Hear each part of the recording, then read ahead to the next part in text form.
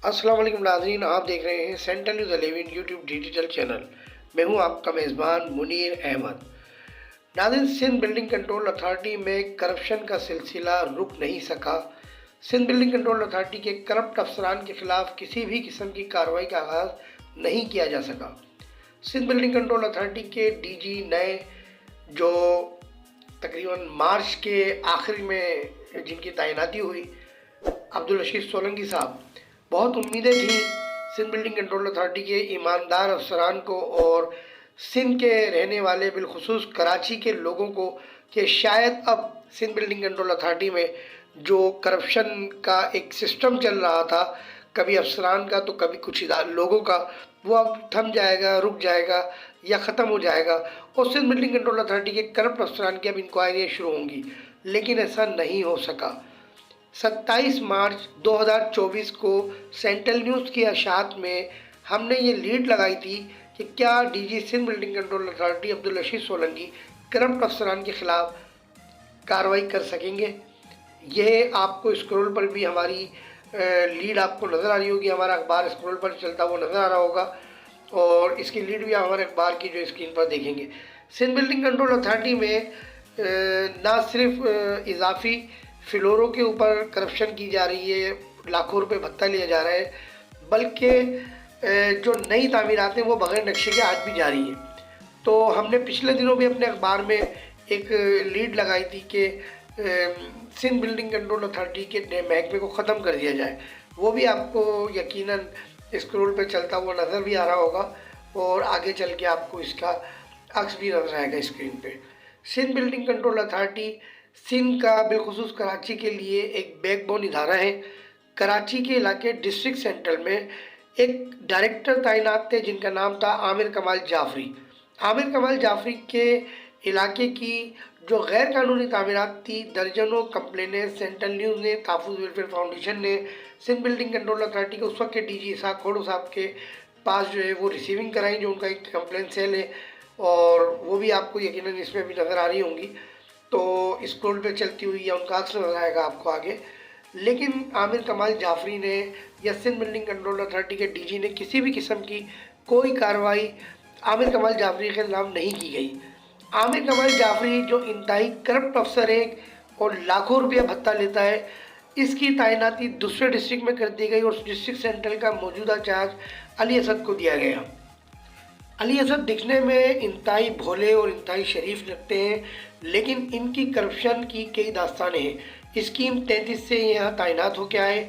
Scheme 33 की भी हम आपको स्क्रोल पर ये शॉट दिखा रहे हैं। स्कीम 33 की ये करप्शन आप देख रहे हैं, ये भी सिंध बिल्डिंग कंट्रोल अथॉरिटी के हदूद में इलाका आता है। ये देख रहे हैं आप स्कीम 33 की गैर कानूनी तामीरात का अक्स, जिसमें इजाफी फ्लोर और COS की और पोर्शन की जो है वायलेशन की गई है। डिस्ट्रिक्ट सेंट्रल में एक इलाका है वाटर पम्प। वाटर पम्प के इलाके में मोटरसाइकिल मैकेनिक की जो मार्केट है, जहां मेंटेनेंस का काम होता है, या यूँ समझ लें कि महमूद स्वीट के बिल्कुल पीछे गली में उरूज स्क्वायर के बिल्कुल साथ सेकंड कॉर्नर ये प्लांट कहलाता है। ये इंडस्ट्रियल प्लांट है, WSA 17 ब्लॉक 14। इस प्लांट पर आज से 3 महीने पहले गैर कानूनी मार्केट तामीर की गई मेज़ानाइन फ्लोर पर और 25 से ज़ायद दुकानें तामीर की गई थी और फिनिशिंग कर दी गई थी। हमने सिंध बिल्डिंग कंट्रोल अथॉरिटी के बिल्डिंग इंस्पेक्टर फरहान को जब इसकी निशानदेही की तो फरहान ने फौरी तौर पर इस पर एक्शन लिया और इसकी जो गैर कानूनी दुकानें थी उनको डेमोलिश किया। फरहान PI ने अपनी मदद आपके इसको डेमोलिश किया। लेकिन जब रमज़ान के आखिर में इस पर दोबारा तामीरात शुरू हुई तो हमने फरहान से दोबारा रब्ता किया और उसको बताया, तो उसने कहा कि सीनियर अफसरान ने इनके ऑनर से क्या बात की है क्या नहीं की मैं नहीं जानता, लेकिन अब इसमें बीच में मैं कुछ नहीं कर सकता, कोई कार्रवाई मैं करने के काबिल नहीं रहा। अच्छा, उसके बाद फिर डिस्ट्रिक्ट सेंट्रल से आमिर कमाल जाफरी का तबादला कर दिया गया और अली असद को डिस्ट्रिक्ट सेंट्रल का चार्ज दिया गया। अली असद से हमने गुज़िश्ता 2 रोज़ से कई बार कोशिश की रब्ता करने के लिए, उनको मैसेजेस भी किए, लेकिन अली असद ने हमारा ना तो फ़ोन उठाया, ना ही हमें किसी मैसेज का जवाब दिया, ना ही मुलाकात के लिए उन्होंने हमें वक्त दिया। तो इस वजह से हमने जब अली असद से रब्ता नहीं हो सका तो ज़ाहिर है उनका मौक़िफ़ अभी हमारे पास नहीं है, वरना हमारी पूरी कोशिश थी कि हम उनका मौक़िफ़ भी यहाँ शामिल करते। इंडस्ट्रियल प्लाट के हवाले से हमने रेहान इलायची, जो बिल्डिंग कंट्रोल का एक बहुत बड़ा नाम है, मैं माज़रत के साथ उनकी उर्फियत के साथ मैंने नाम लिया है, लेकिन उनकी शनाख्त है क्या करें। उनका नाम है रेहान अहमद ख़ान। रेहान अहमद ख़ान से हमने जब मालूम किया कि डिस्ट्रिक्ट सेंट्रल में या किसी भी इंडस्ट्रियल प्लांट पे क्या हम पोर्शन या शॉप तामीर कर सकते हैं, तो रेहान अहमद साहब ने बिल्कुल क्लियर मना कर दिया। उन्होंने कहा सिंध बिल्डिंग कंट्रोल अथॉरिटी का कोई कानून ऐसा नहीं है, ना कोई इजाज़त मिलती है सिंध बिल्डिंग कंट्रोल अथॉरिटी के कि इंडस्ट्रियल प्लाट की नौयत को आप तब्दील करके उसमें पोर्शन या मार्केट शॉप बना सकें।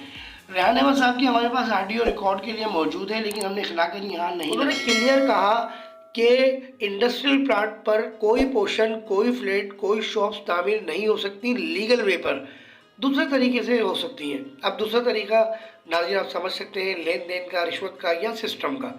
अब आप जो ये वीडियो देख रहे हैं, ये हम आपको वीडियो दिखा रहे हैं, साथ साथ में वीडियो चल रही है। ये वीडियो उन 25 से ज़ायद दुकानों की है जो इंडस्ट्रियल प्लाट पर गुलबर्ग ब्लॉक 14 में जो है WSA 17 प्लाट नंबर है, इस पर तामीर की गई है।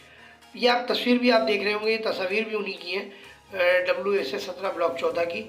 हमारे पास जो प्लाट नंबर आया है वो WSA 17 आया है। प्लाट नंबर सही है या गलत ये हमें नहीं पता, लेकिन हम इसकी निशानदेही कर दें कि वाटर पंप पर महमूद स्वीट के बिल्कुल पीछे गली में उरूज स्क्वायर है, उसके साथ बिल्कुल ये सेकंड कॉर्नर है और मेज़ानाइन पर ये मार्केट तैयार की गई है। सोने पे सुहागा डेमोलेशन के बाद अब इस प्लाट पर पहली मंजिल भी तामीर करके एक से ज़ायद यानी तकरीबन 5 या 6 पोर्शन तामीर किए गए। एक छत पर, एक फ्लोर पे 6 पोर्शन तामीर किए गए नाज़रीन इंडस्ट्रियल प्लांट पर। ये इंडस्ट्रियल प्लांट की नौयत है।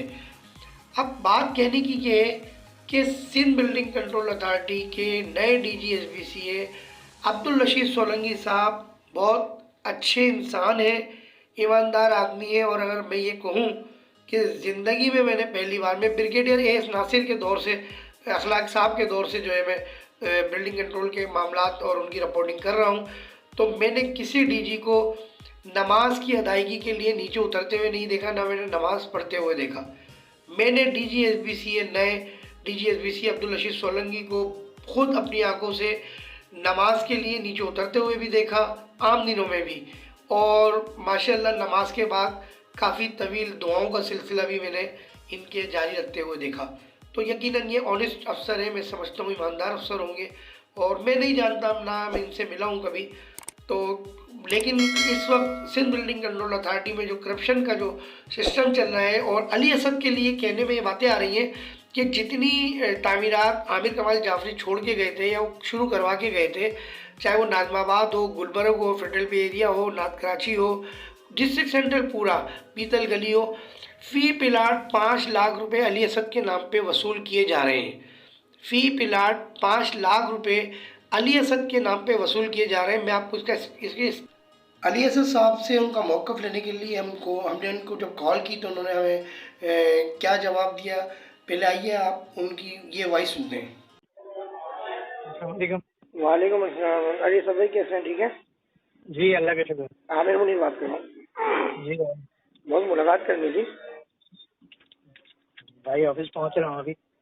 चलो मैं भी बिल्डिंग कंट्रोल में भी आया हूँ। कौन से फ्लोर पे बैठेंगे? मैं चौथे पे हूँ, चौथे पे किसके पास? अपने कमरे में। चलो ठीक, मैं फ़ोन करूँ। कितनी देर में पहुँचेंगे? आधे घंटे में। ठीक है भाई, जज़ाकल्लाह। जब 1 घंटा हो गया और अली असद अपने office Sindh building control authority 4th floor पे नहीं पहुंच सके, तो हमने फिर इनको SMS किए। या आपको स्क्रीनशॉट पे अली असद को जो हमने SMS किए वो आपको नज़र आ रहे होंगे। ये वो स्क्रीनशॉट के ये वो SMS हैं जो हमने इनका मौक़िफ़ लेने के लिए या इनसे मुलाकात करने के लिए किए थे, लेकिन इन्होंने हमसे कोई रब्ता नहीं किया।